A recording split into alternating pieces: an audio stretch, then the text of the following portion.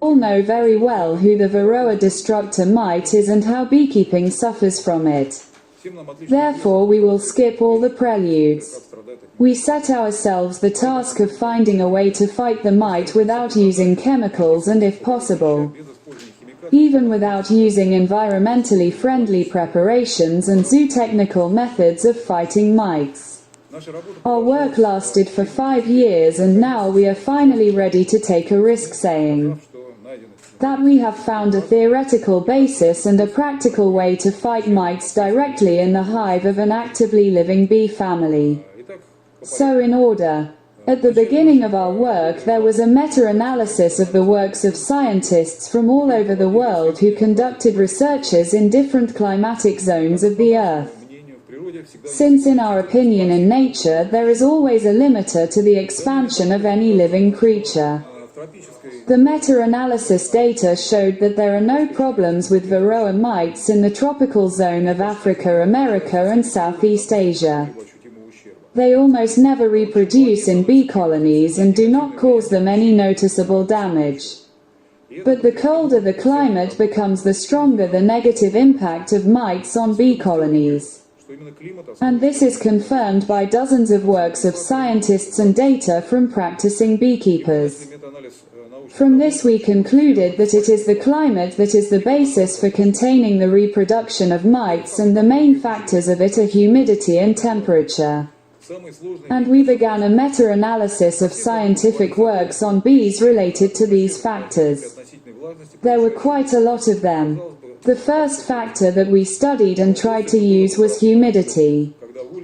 The most complex and ambiguous. All scientific works say that mites stop reproducing at a relative humidity exceeding 80%. It would seem so simple. But it was simply in laboratory conditions when specially prepared air was pumped into the hive. Our very first hives in which high humidity was created showed that in reality this is not the case. Firstly, relative humidity is a parameter that depends on two variables, temperature and absolute humidity. And there is a rule that with an increase in temperature the relative humidity drops. So early in the morning we could get in the nest high humidity up to 70% for some time due to our evaporators. And then the sun raised the temperature in the hive, and during the day the relative humidity could drop up to 30%. Secondly, the bees managed to actively resist our efforts by blocking convection in the hive. Active ventilation nullified our efforts. As a result, over 3 years and 3 modifications of our hive, the experimental families died from Varroa infestation and the accompanying viral infections. The second factor we took on was temperature. The effect of temperature on Varroa mites is nothing new. There are a lot of patents and methods for treating bees, but none of them work except thermal chamber. And the thermal chamber, like chemical preparations, has an efficiency of about 90%. Which means that there is a huge mass of mites in the bee colony from spring to summer. The thermal chamber usually knocks down over 5,000 mites from a good big colony. Our task was to suppress their development completely.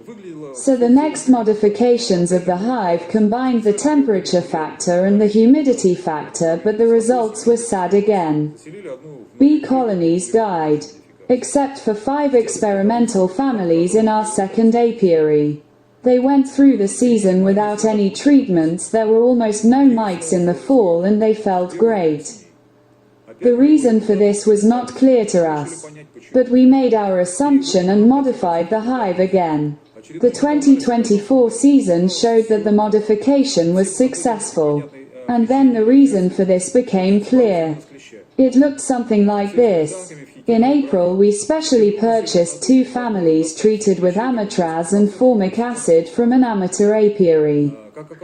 We placed one in a new hive, the other in a hive of the previous modification. We made an alcohol wash. It showed 0 mites. In mid-May we divided both families in half. In July we again made washes from the first two families. Again zero result in the experimental family. We decided to understand why. And we managed to do this. Another meta-analysis turned out to be successful. It turns out that everyone, for some incomprehensible inertia, is trying to fight the mites themselves. These tanks in chitinous armor. And everyone unanimously complains that it is impossible to get all the mites since 80% of them are always closed in the brood cells. As it turns out, this is the whole charm of the situation. It is in the sealed brood that they all end up as if in a locked cage and are unable to get out of it. We came across a paper that cleared it all up. And what a shame. It was dated 1983. Two scientists, Akimov and Pilitskaya, carried out the most important studies, the results of which it seems no one read or no one remember. They showed that the most vulnerable objects for impact are not the mites but their eggs.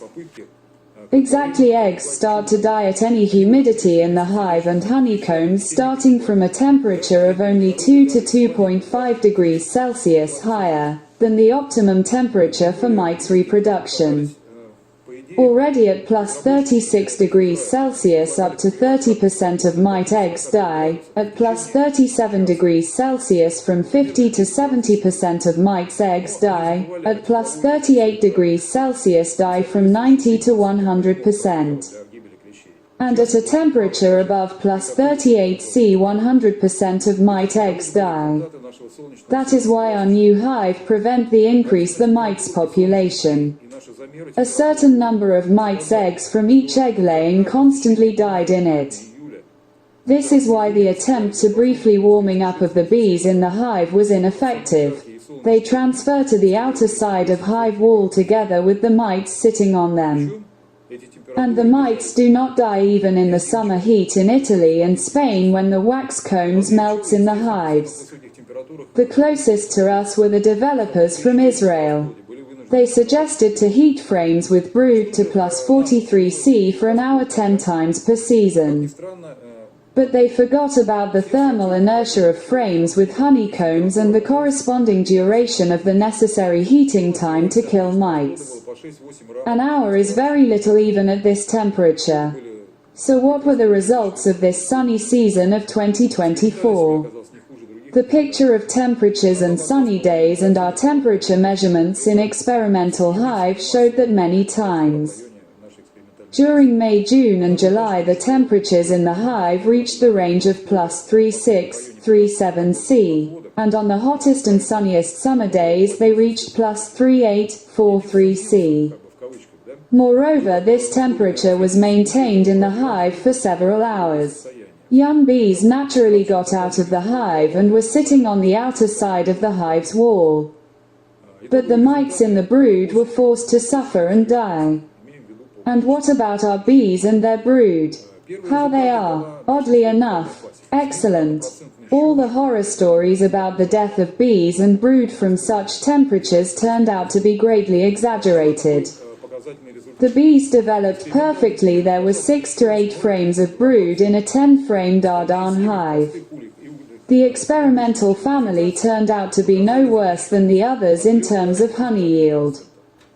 It produced 2.5 supers of marketable honey from white clover, the only mass honey plant in the apiary area. But it should be clarified that at that moment it was without open brood. After an offshoot with the old queen was made around May 15th and the new one was bred naturally. The only downside in quotes was the accelerated development of the family and early entry into the swarming state. Since there was little space in the 10-frame Dardan despite the second body box installed later. We received the final results from 3 apiaries in the fall. The first results gave our experimental apiary. Washing with 1% alkali, instead of soap or washing powder, gave such an indicative result.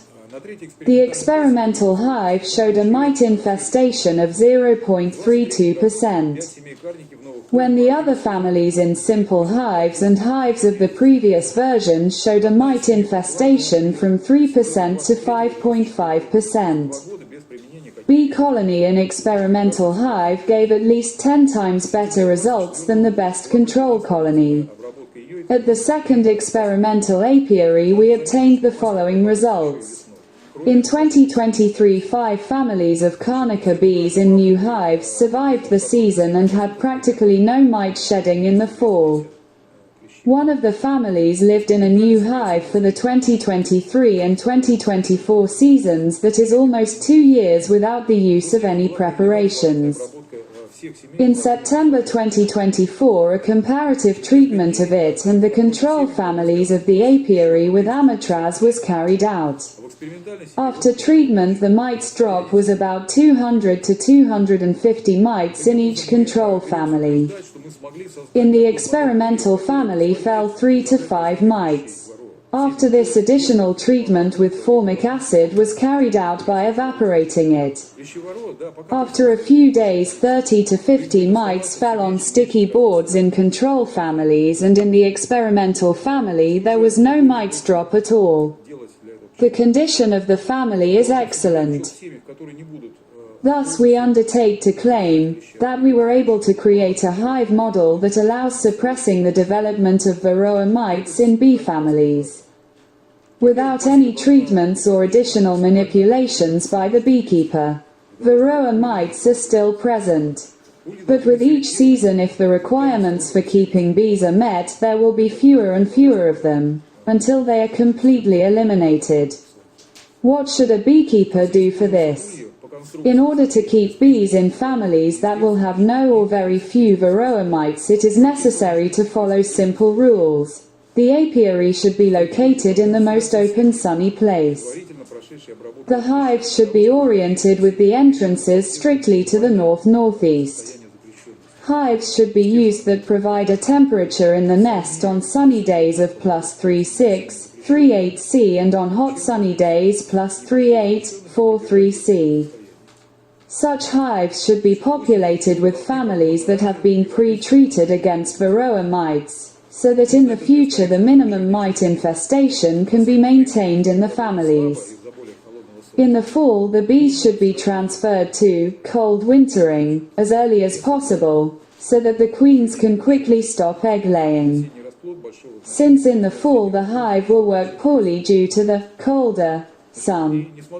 Despite these measures, it is necessary to periodically monitor the mite infestation using alcohol wash at least once per season in the fall. If absolutely necessary, measures should be taken to further reduce the mite infestation. Otherwise, the method of keeping bees does not change and remains entirely at the beekeeper's discretion. We are ready to discuss the prospects for commercial use of our development with all interested individuals and organizations.